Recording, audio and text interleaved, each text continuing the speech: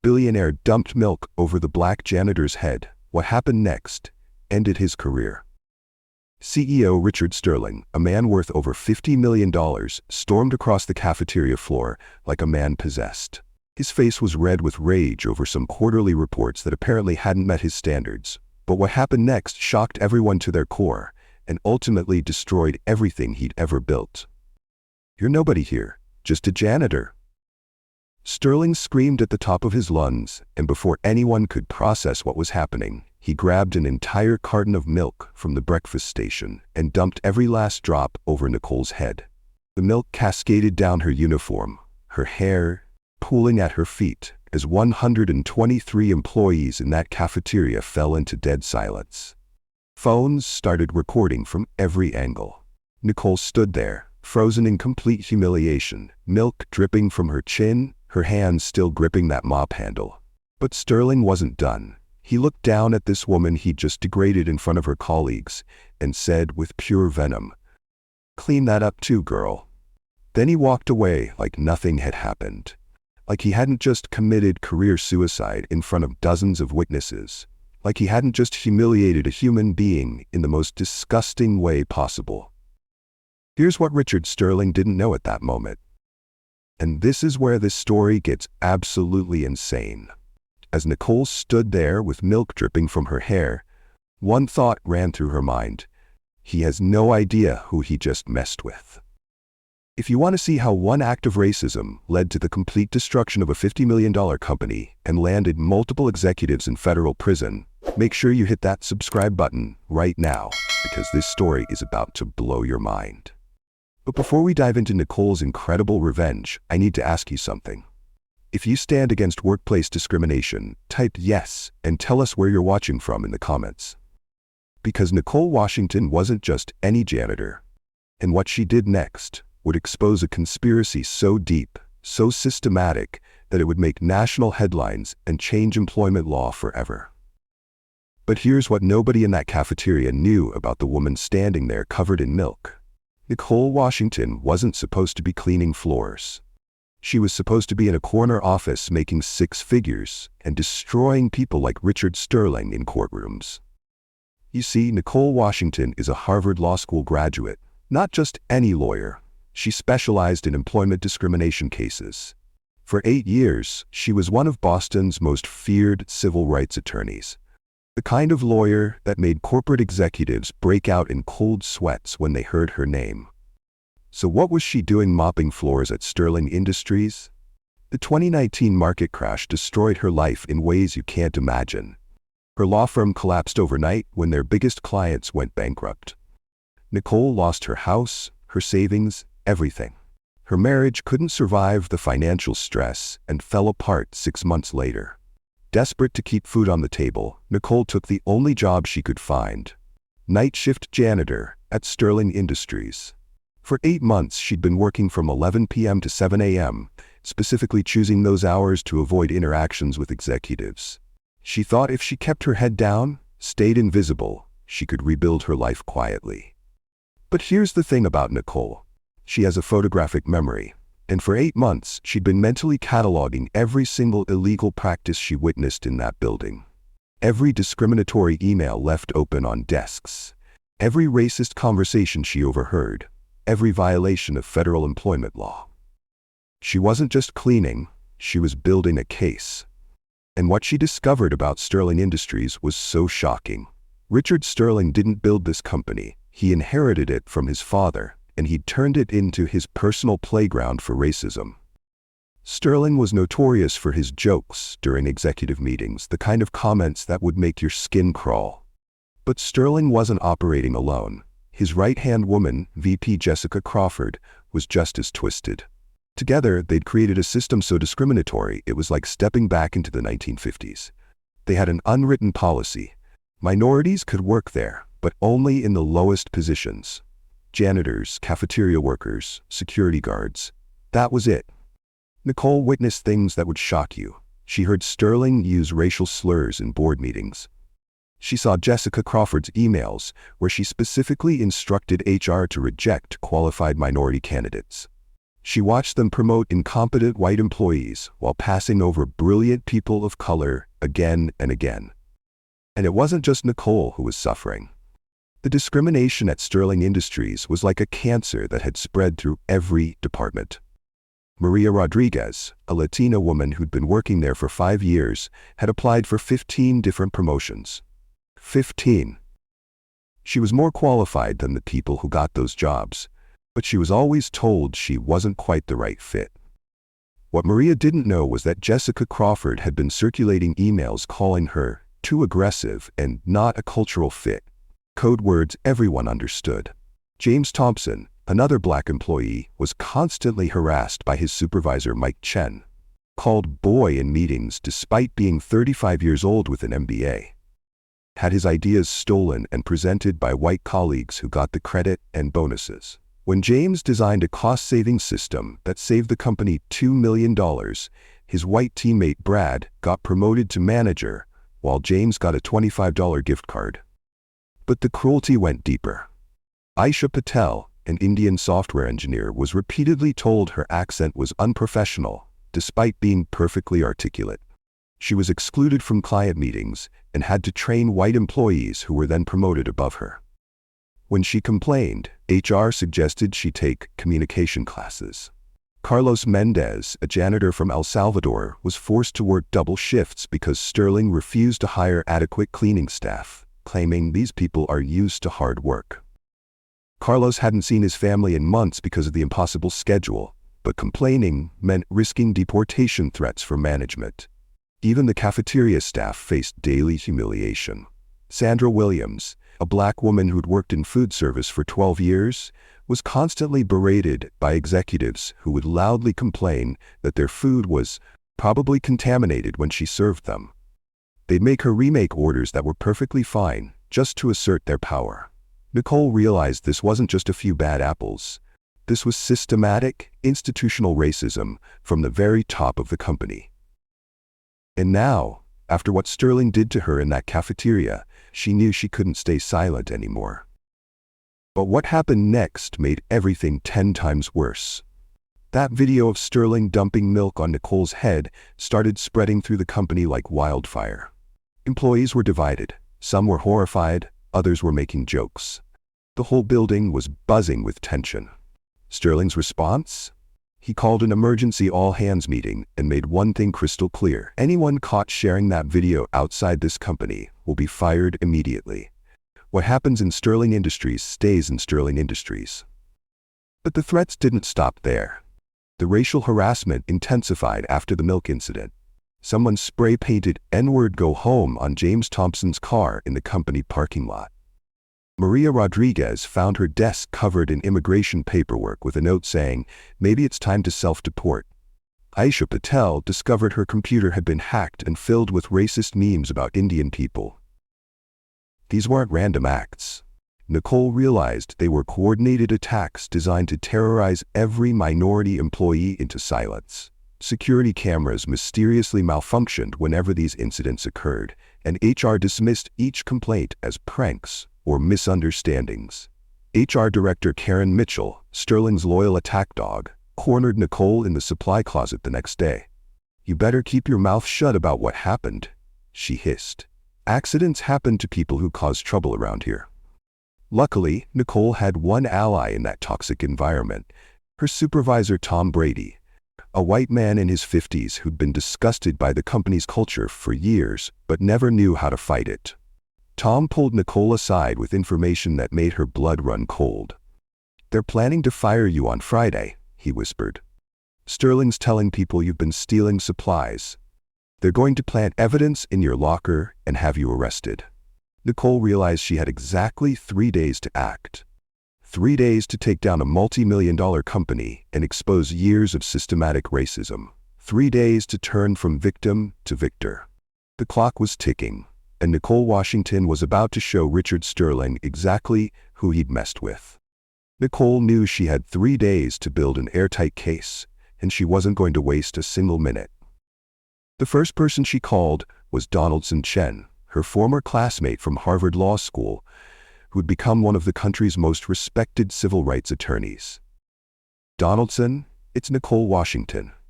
I need your help, and what I'm about to tell you is going to blow your mind. Within hours, Donaldson was on a plane to help his old friend take down what would become one of the biggest employment discrimination cases in recent history. But Nicole wasn't just relying on memories and witness testimony. She was about to turn Sterling Industries' own systems against them. Working her night shifts, Nicole began systematically photographing every discriminatory policy she could find. Employee handbooks with coded language, hiring guidelines that were clearly biased, performance reviews that rated minority employees lower for identical work. She recorded conversations using a tiny device David had sent her, capturing Sterling and Crawford making comments that would destroy them in court. But then Nicole discovered something that changed everything. Sterling Industries wasn't just any company. They held multiple federal contracts worth tens of millions of dollars, and companies with federal contracts are subject to strict equality requirements. They have to prove they're providing equal opportunities, or they lose those contracts immediately. Digging deeper into the financial records she had access to as a cleaning person, because who pays attention to the janitor? Nicole found smoking gun evidence that made her hands shake. Minority employees were being systematically underpaid. White employees in identical positions were making $15,000 to $20,000 more per year. The pay gap was so obvious, so deliberate, it was like they weren't even trying to hide it. When Nicole revealed her true identity as a Harvard-trained lawyer to Maria, James, Aisha, Carlos, and Sandra, their reactions were priceless. "You're a what?" Maria gasped. "Girl, why didn't you tell us sooner?" But they immediately agreed to be witnesses, and suddenly Nicole had a team of people who'd experienced every form of discrimination imaginable. What Nicole uncovered next was so outrageous it reads like fiction, but I have the documents to prove it. Sterling Industries was committing massive fraud against the federal government. Remember those diversity reports they had to file to keep their federal contracts? They were completely falsified. Sterling's company claimed to the government that 40% of their management positions were held by minorities. The reality? 5%. They were lying to federal investigators on official documents, which is a felony that can land you in prison for years. But the corruption went even deeper. The government had given Sterling Industries over $2 million in grants specifically for diversity training programs. Where did that money go? Straight into Sterling's pocket. Nicole found records showing he'd used diversity training funds to renovate his office, buy a new company car, and even pay for his family's vacation to Hawaii. Meanwhile, Jessica Crawford had been running her own scheme. Nicole discovered an entire database where Crawford was blacklisting qualified minority candidates, doctors, engineers, accountants, brilliant people who applied for positions they were perfect for, only to be automatically rejected because of their race. Crawford had been doing this for years, but the most damning evidence Nicole found was an email thread between Sterling and Crawford that will make your jaw drop. Sterling had written, "Keep the cleaning staff colorful, management white. That's how we maintain the proper atmosphere around here." Crawford's response? "Understood. I'll make sure the optics stay clean while we keep the real power where it belongs." If you're not subscribed yet, hit that button right now, because what Nicole does with this evidence is absolutely brilliant, and you won't want to miss a second of this incredible revenge story. Now Nicole had everything she needed, but she needed the perfect moment to strike. And that's when she came up with a plan so genius, so perfectly calculated, it would make Sterling's head spin. Remember, Sterling was planning to fire Nicole on Friday with fabricated theft charges. So Nicole decided to give him exactly what he wanted, a termination meeting. She called Sterling's assistant and scheduled a meeting for Friday at 10 a.m. to discuss her employment status. What Sterling didn't know was that Nicole had invited some additional guests to this meeting. Donaldson was flying in with a team of federal investigators who'd been secretly building their own case against Sterling Industries for months. She'd also contacted Channel 7 News, whose investigative reporter had been dying to expose corporate discrimination stories. But Nicole saved the best surprise for last.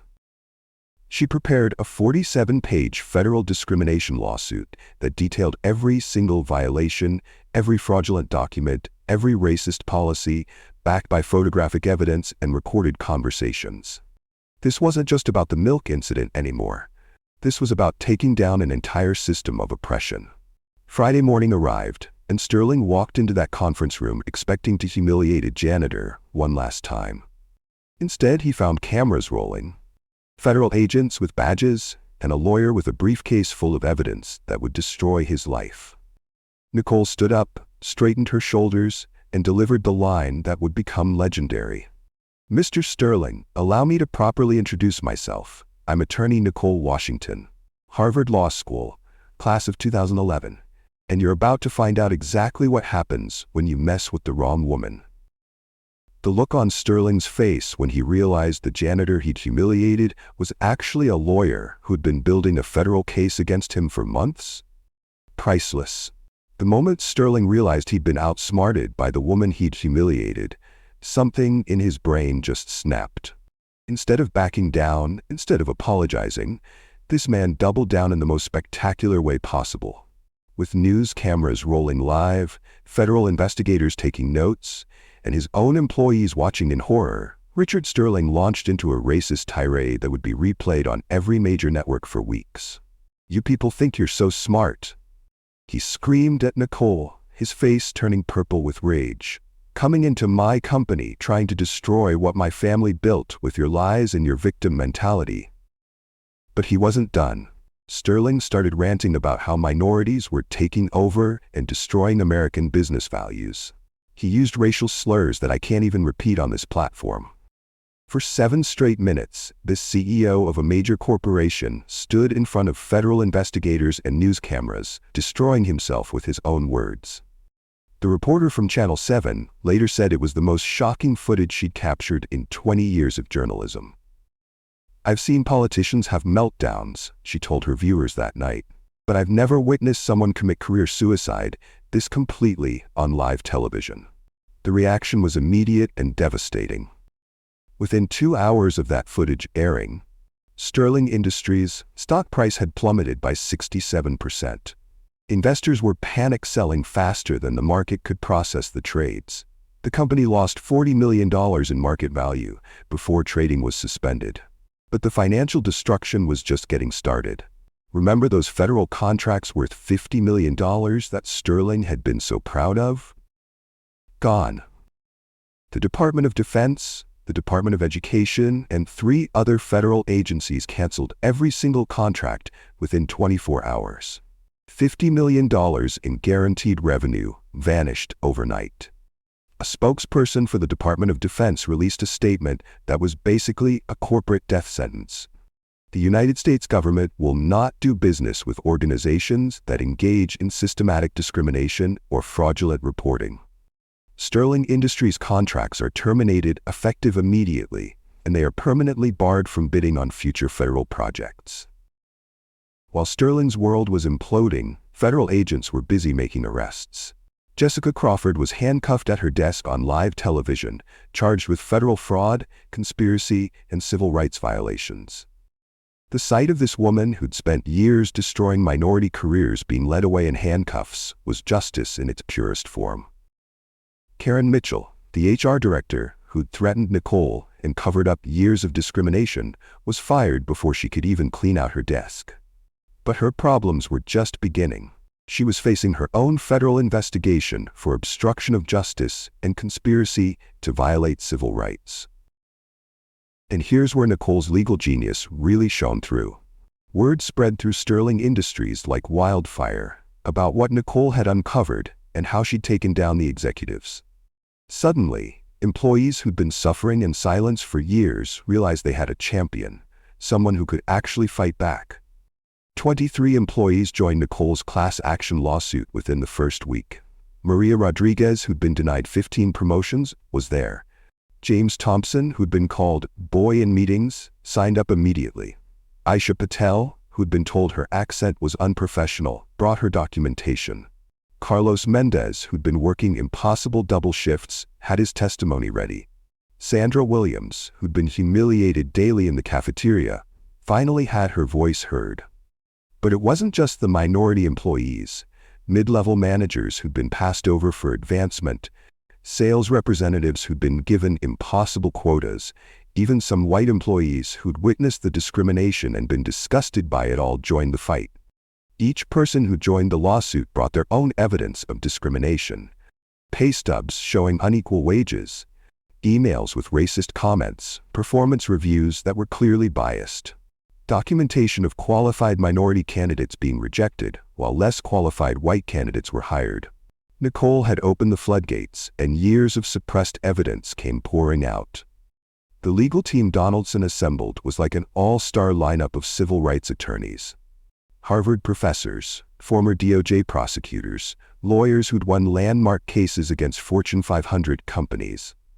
They took one look at Nicole's evidence and knew they had a case that would rewrite employment law. And they were right. Nicole's wrongful termination case didn't just win. It became a landmark precedent that law schools now teach in their civil rights courses. The settlement amount was so large that the court sealed the records, but legal experts estimate it was in the tens of millions. But more importantly, the case established new legal standards for how companies must handle workplace discrimination. Courts can now consider systematic patterns of discrimination as evidence in individual cases. Companies can be held liable not just for individual acts of racism, but for creating cultures that enable discrimination to flourish. The Nicole Washington precedent has been cited in over 200 employment discrimination cases since then, helping thousands of workers get justice when they face racism in the workplace. Meanwhile, Richard Sterling's personal destruction was complete. His company was bankrupt, his reputation was in ruins, and he was facing federal criminal charges that could send him to prison for 20 years. The man who thought he could humiliate a black woman with impunity had lost everything. 6 months after that explosive confrontation, Sterling Industries officially filed for bankruptcy. The company that Richard Sterling's grandfather had built, that had employed over 800 people, was gone forever. Sterling himself lost his mansion, his cars, his country club membership, everything. The man who once bragged about being worth $50 million was forced to move into a studio apartment and take a job at a gas station just to pay his legal bills. But while Sterling's world crumbled, Nicole Washington was building something beautiful from the ashes of her victory. Using her settlement money, she opened Washington Civil Rights Law, a firm dedicated exclusively to fighting workplace discrimination. And she didn't just hire any staff, she hired her family. Maria Rodriguez, the Latina woman who'd been denied 15 promotions at Sterling Industries, became Nicole's office manager. The skills and intelligence that Sterling and Crawford had ignored for years were finally being recognized and rewarded. Maria's first day at the law firm, she sat in her new office and cried tears of joy. For the first time in my career, she told Nicole, I feel like I'm valued for who I am, not limited by what I look like. James Thompson, who'd endured years of being called boy and having his ideas stolen, became the firm's lead investigator. His attention to detail and ability to spot discriminatory patterns made him invaluable in building cases. James had a gift for getting victims to open up about their experiences because he understood their pain personally. Aisha Patel used her engineering background to become the firm's technology specialist, helping them build databases to track discrimination patterns across industries. Carlos Mendez became their community outreach coordinator, connecting with immigrant workers who faced workplace abuse. Sandra Williams started a support group for service workers dealing with daily harassment. Even Tom Brady, Nicole's former supervisor who'd warned her about Sterling's plans, found his calling. He left his corporate job to become a full-time whistleblower advocate, helping employees document workplace violations and connect with legal resources. Tom's insider knowledge of corporate culture made him incredibly effective at identifying discrimination before it escalated. But Nicole's impact reached far beyond her law firm. Her case had caught the attention of Congress, and within a year, new federal workplace protection laws were passed in her honor. The Nicole Washington Employment Protection Act expanded workers' rights to document discrimination, increased penalties for companies that retaliate against whistleblowers, and created federal oversight of companies with histories of discrimination complaints. Senator Elizabeth Warren, who championed the legislation, said during the signing ceremony, "Nicole Washington showed us that one person's courage can expose systematic injustice and create change that protects millions of workers. This law ensures that no employee will ever again have to choose between their dignity and their paycheck." 2 years later, Washington's civil rights law had grown into a team of 12 attorneys handling cases across 6 states. They'd won settlements totaling over $40 million for discrimination victims and had never lost a case. Nicole had become the lawyer that corporate executives feared most, the one who actually fought back and won. But perhaps the most powerful moment came on a quiet Tuesday afternoon when a young black man named Marcus Williams walked into Nicole's office. He was shaking, clutching a folder full of evidence about racial harassment at his engineering firm. His supervisor had been calling him racial slurs. His ideas were being stolen by white colleagues, and HR was refusing to investigate his complaints. As Mason sat across from Nicole's desk, telling his story through tears, she saw herself 3 years earlier. Another brilliant person whose potential was being crushed by racism. Another human being who deserved better. Nicole leaned forward, looked Marcus in the eyes, and said the words that would change his life. "You came to the right place. We're going to fight this together, and we're going to win." 6 months later, Marcus's case resulted in a $5 million settlement and the firing of 3 executives at his company. But more importantly, Marcus got something Nicole understood was priceless. His dignity back. The little girl who'd grown up dreaming of becoming a lawyer to fight injustice had not only achieved that dream, but had created a legacy that would protect countless others. Nicole Washington had proven that no matter how far you fall, no matter how powerless you feel, you can always fight back. And sometimes, if you're smart enough and brave enough, you can win so completely that the people who tried to destroy you end up destroying themselves instead. Now I want to hear from you. What would you have done in Nicole's situation? Would you have stayed quiet to keep your job? Or would you have fought back, knowing it could cost you everything? Share your thoughts in the comments below, because your story might inspire someone else who's facing their own David versus Goliath moment. Remember, sometimes the person who seems powerless is actually the most dangerous opponent of all. Never underestimate someone who has nothing left to lose and everything to fight for. If this story of courage, justice, and incredible revenge inspired you, make sure you hit that subscribe button and ring the notification bell, because we share stories of ordinary people doing extraordinary things every single week.